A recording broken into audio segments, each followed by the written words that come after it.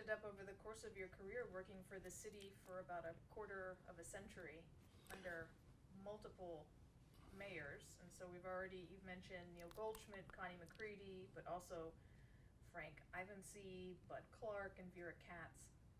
We're going to talk about your role in specific bureaus, but what are some memories of working for different administrations, and what is it like as a commissioner as a new administration comes in? So one of the most vivid memories are of these various mayors and their style of working.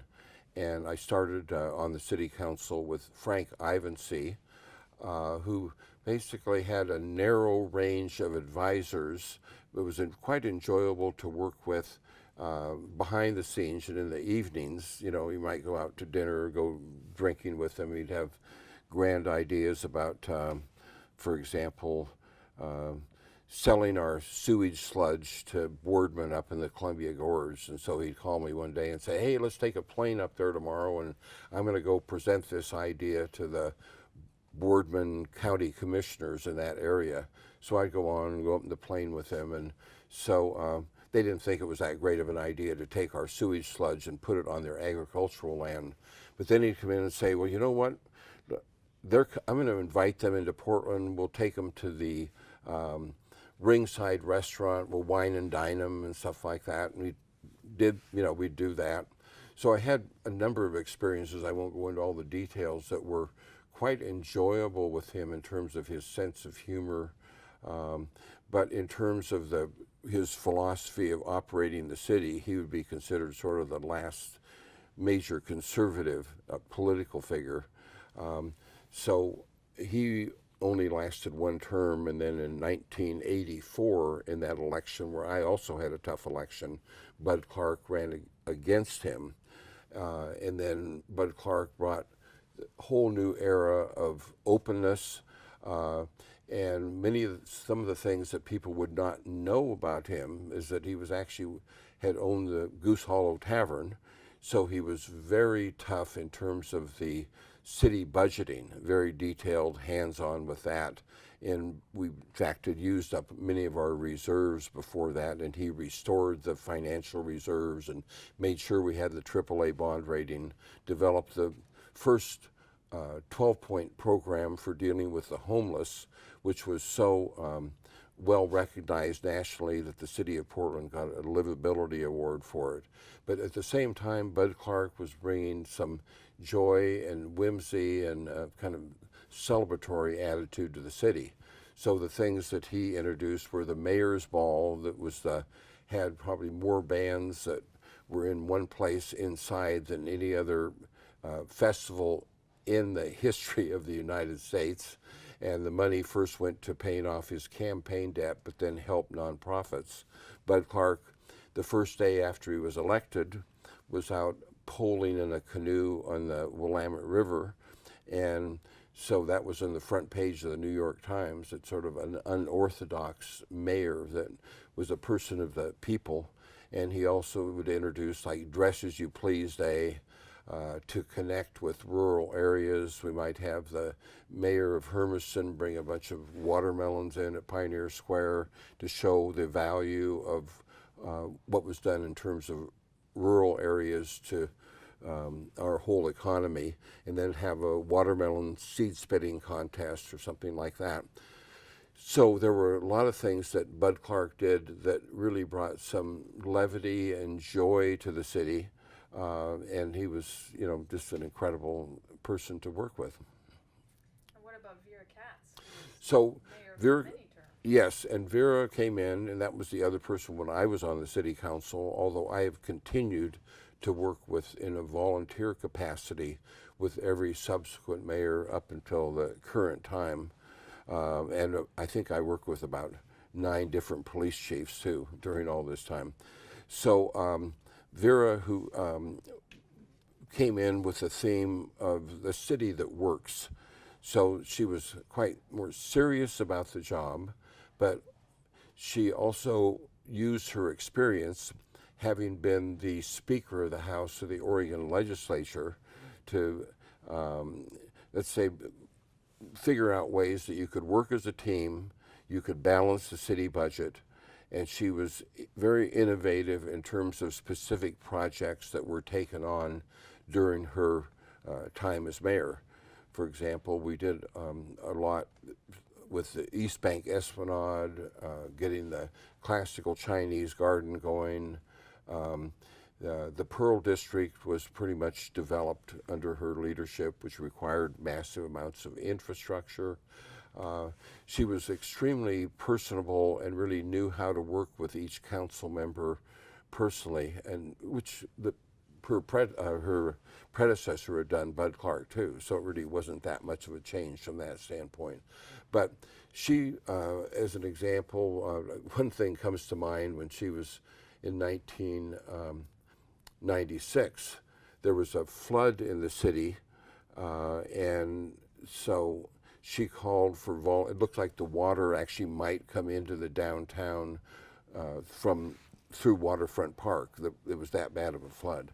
And so she called for volunteers to build up a plywood seawall there to keep the water at bay. And there was 1,000 volunteers that showed up to really get that work done. And it was such a national story that Bill Clinton later came to town and congratulated the volunteerism and her leadership in the city at that time.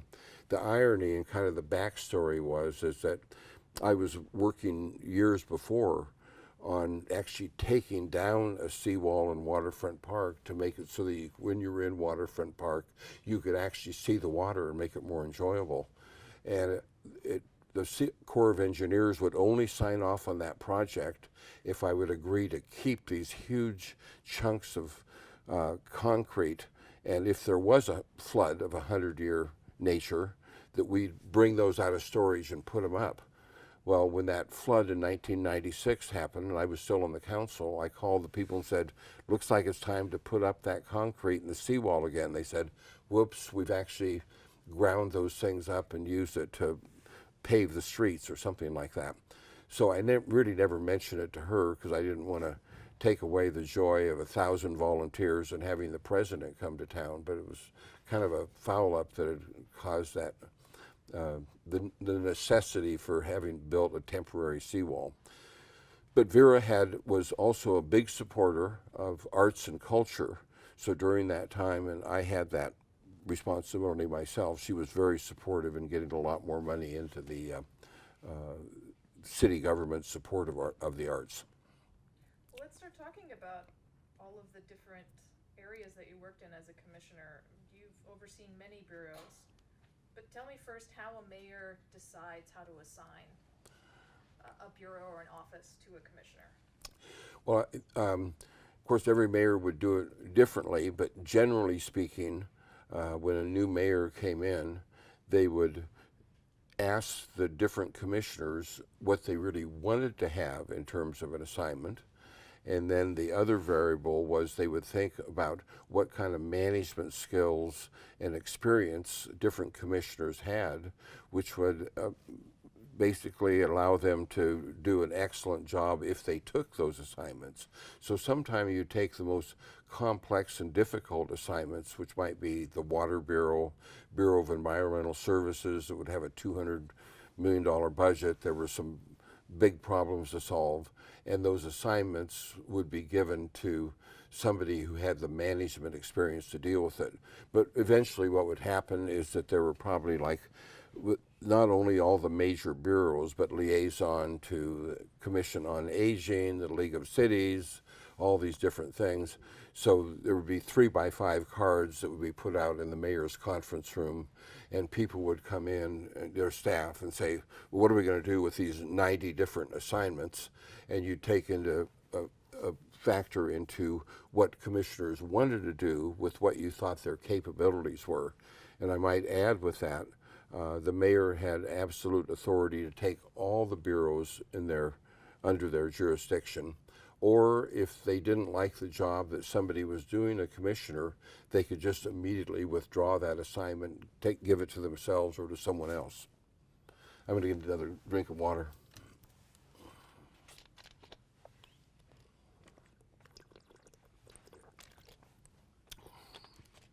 possible to say you might have had a favorite assignment over the years? There were so many good ones, like I love the Water Bureau and Parks and Recreation.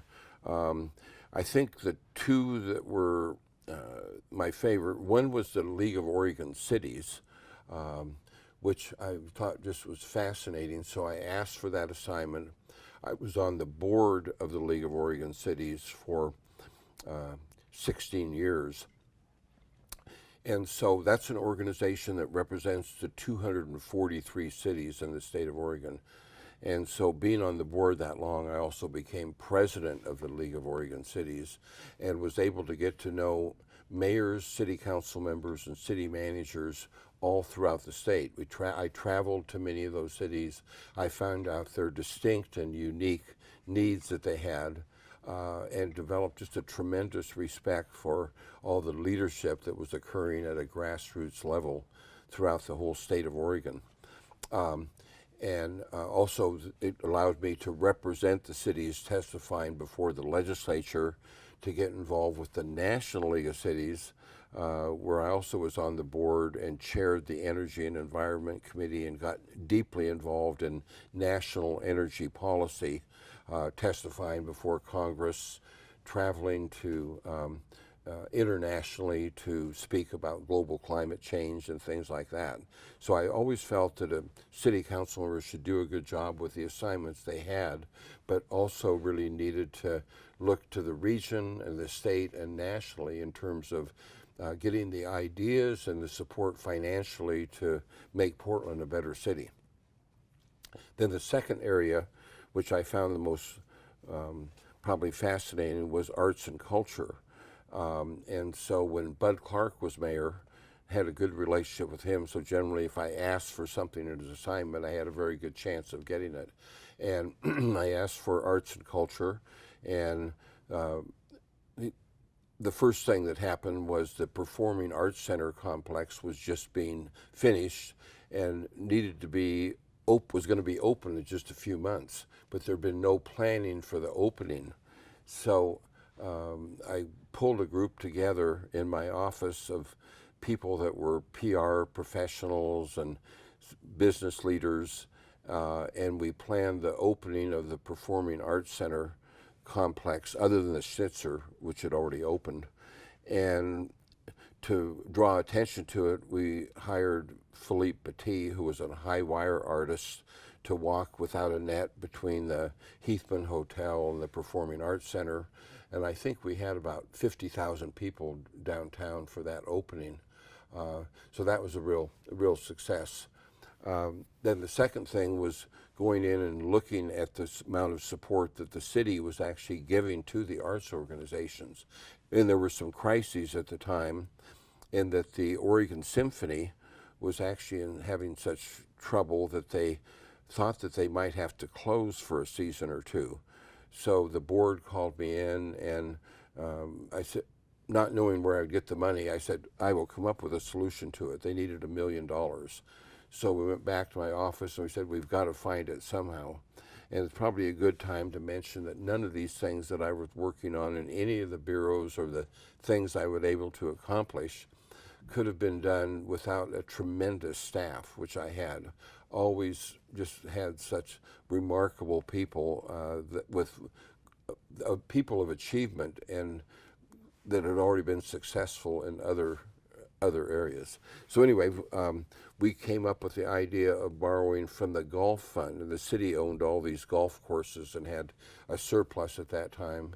So the symphony people were really happy, and probably that was one of the reasons that probably led when I left the city council, that my first job that I had was president of the Symphony Foundation, that I always really loved that organization.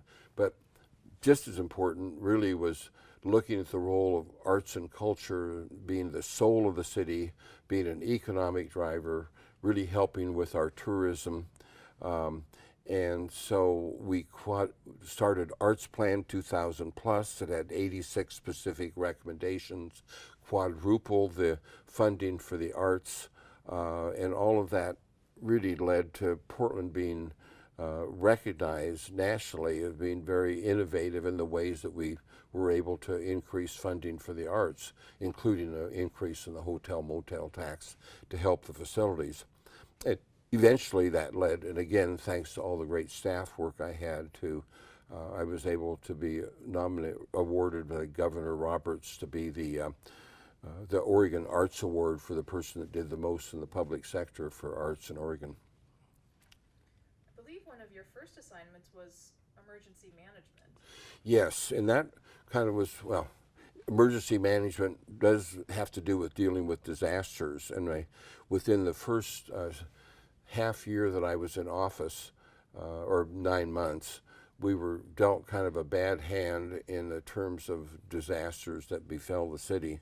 The first thing was the largest snow and ice storm that had probably hit in about 50 years.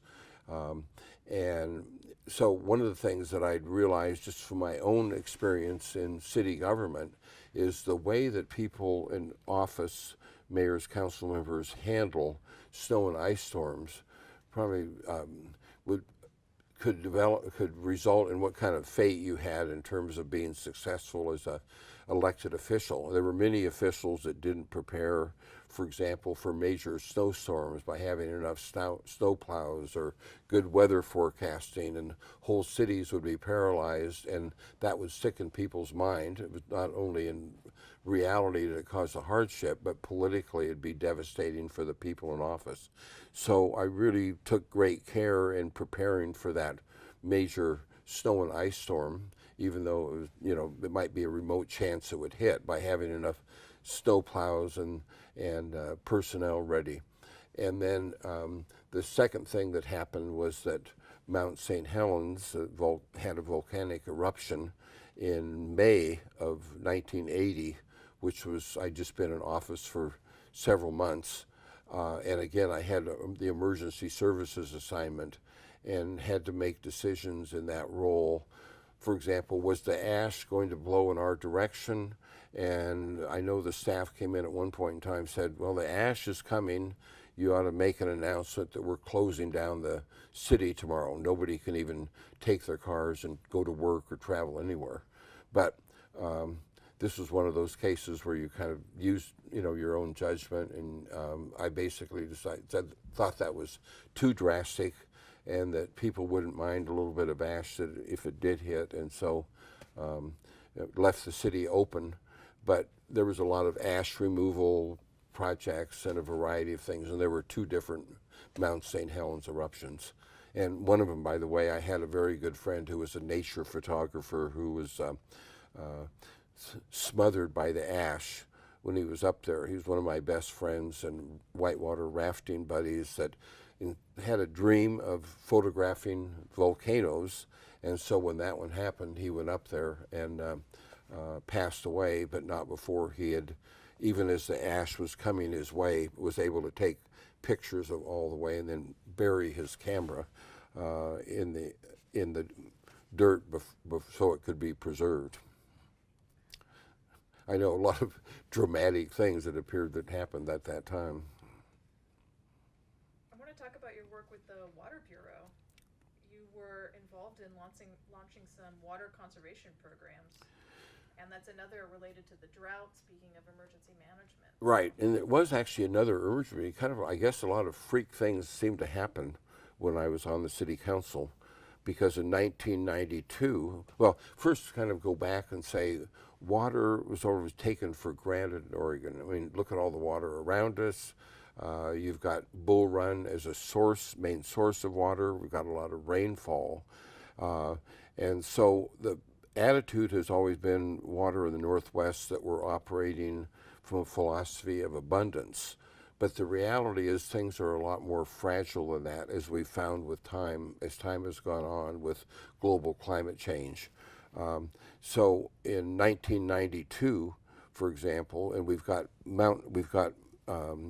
Bull Run watershed in Mount Hood area, and that water coming in, and then as a backup, we have wells that we can go to in the Columbia South Shore. Unfortunately, those wells can also add some contaminants because they've been built when there was some industries above that had some pollutants that went into the ground. So they had some limited uses. But in that year, we basically had to cut our water usage so much, and that was even in May of 92, because there was such a bad drought. We had to ask people not to water their lawns. And it was kind of a funny thing, because I remember myself, we said, well, we've got to bring it to people's attention. So I'd get in a car, and I think the press was with me, and we'd go out and see if we could catch people watering their lawn. I wouldn't really, I mean, there was a fine for doing it, but mainly I'd go up and knock on their door and say, you really aren't supposed to be doing this. It was just to get attention to how drastic the situation was. But there never had really been, there was also a movement in the long-term water planning to go into the Willamette River, which some jurisdictions did. But it was my own feeling there were too many uncertainties in terms of the kind of pollutants that were in the Willamette River. So it was not something that I really supported, and it's not part of the city plan now, because if you take water out of the Willamette, you have to have very large treatment plants and filter plants to make sure you have that it meets all the health standards. And my own feeling has always been that there are a lot of unknowns in terms of either both groundwater pollution and what's in rivers. And there's things that maybe we don't even know about at a certain point in time, which we later find out would have been harmful to our health. So, and the other thing was promoting water conservation, which the incentive in the past had been, rather than water conservation, people who ran the Water Bureau said it's really good to sell as much water as you can, because the more volume you're selling, you can actually keep the water rates down lower for the citizens in the city of Portland. So we did get a lot of different water conservation programs initiated. You were also involved in protecting the Bull Run watershed, weren't you? Right. One of the great memories that I have, and again, it's all of these things are never done without excellent staff work and support, and work from the agencies themselves, is working with Congressman Ron Wyden to protect the Bull Run watershed and ban logging in the watershed. It sounds like it would really make sense, but the logging had gone on for a long time, and the different city agencies been working with the Forest Service, who actually would sell the timber and then give the City of Portland Water Bureau a certain part of the resources there.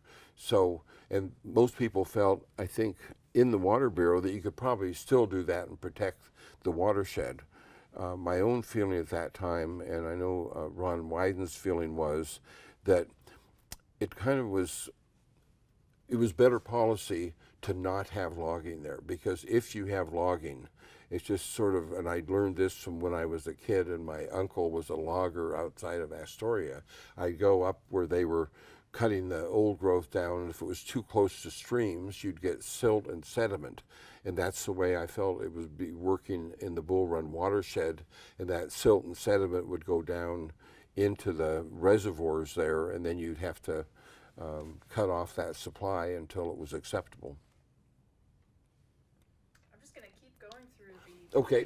parts of the city you've worked for, because you've worked in I think, almost every bureau, but talk to me about environmental services in some of the projects you were involved in, and you had mentioned Portland was ahead of its time with some of its environmental work.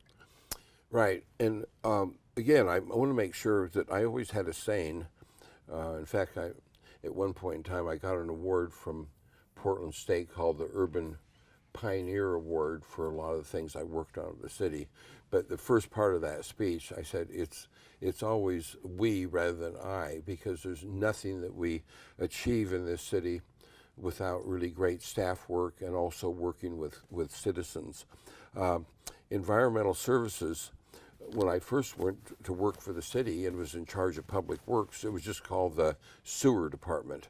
And it was main goal was to take care of, like when you flush your toilet, everything went to the sewage treatment plant. That is processed, it's discharged into the river, and that was, and then dealing with drainage when there was rainwater. Well, as time went on, we realized that there were a lot of pollutants in the Willamette River, and we had both federal EPA requirements and DEQ requirements to clean up that river. So what was happening, in fact, there was a lawsuit that said resulted in the court saying that we had to clean up 99% of the pollutants that went into the Willamette River. So how do those pollutants get into the Willamette River? When there are heavy rainfall, the sewage system did not have big enough pipes to handle both the sewage and the drainage. So there would be sewer overflows many times per year that would then include the sewage that was actually going directly into the Willamette River. So in a collaborative process working with the Department of Environmental Quality, we came up with a program to get rid of 95% of all of the sewage overflows. And the reality in that project cost $1.2 billion and involved substantial rate increases to the city, to citizens of Portland to achieve it. Now, add one other thing with that, it was kind of a lesson learned too, in terms of the courts and DEQ and EPA had said we had to remove 99%, but that was maybe going to cost $1.8 billion. But if we did 95%, it might only cost $1.2 billion, let's say. So to get support for that, I traveled around the state and visited with all the environmental quality commissioners personally. We agreed to set up a model collaborative process between the city of Portland and the regulatory agency to hear a lot of scientific presentations, to sit on a panel and see if we couldn't concur with them on something that would be more cost effective, which was a 95% cleanup. Sounds like kind of an obscure thing, but it would save the ratepayers hundreds of millions of dollars and ended up with about what is happening right now. There's rarely a sewer overflow, and the end result of all of that is that not only is there more recreation and swimming in the Willamette, we just recently had the big float that had thousands of people down swimming in the Willamette. And in fact, my interest in that area, after leaving the city council, I joined the board of Help Found Willamette River Keepers, and I'm now on the board of trustees on the Human Access Project, which encourages swimming in the Willamette itself and docks and access, and really celebrating this wonderful river that runs right through the core of the city. I want you to talk me through some of the work you did at the city energy office, because Portland was doing some early climate change and sustainability efforts. Well, there I had the good fortune of, we had Mayor Neil Goldschmidt, having seen that energy was going to be a big issue, had got a grant from the Housing and Urban Development to have the city form an energy office and develop the first energy policy in the United States. And so that policy was adopted in the last week that he was in office in September of 1979. But it was something that I was highly interested in. So all the time I was on the city council, I had the assignment of the energy office, which started really with the adoption of that policy, but then later really got into global climate change and sustainability. So we had some tremendous accomplishments.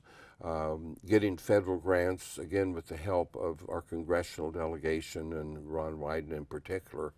So forming a nonprofit called PECI, which basically gave grants to businesses where we went in, did audits of how we could make all our businesses in the city of Portland more competitive and to cut their energy use.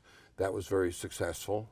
And then we also really worked internally in the city of Portland to cut our own energy use, and we were able to save $1 million a year in the city budget by reducing our energy use. So after we focused on energy efficiency, everybody nationally at least, not everybody, but the people who were, let's say again, on the crest of the wave, way back, were recognizing that Uh, Energy use was one of the things that created the emissions that caused global climate change. So we started working with the United Nations Environmental Program and this U.S. Department of Energy to try to see if we couldn't make Portland a model for dealing with climate change early on. What were the specific actions? So we were the first city in the United States to develop a very specific climate change action plan of all the things we could do, from recycling to transportation, to do our part to deal with climate change.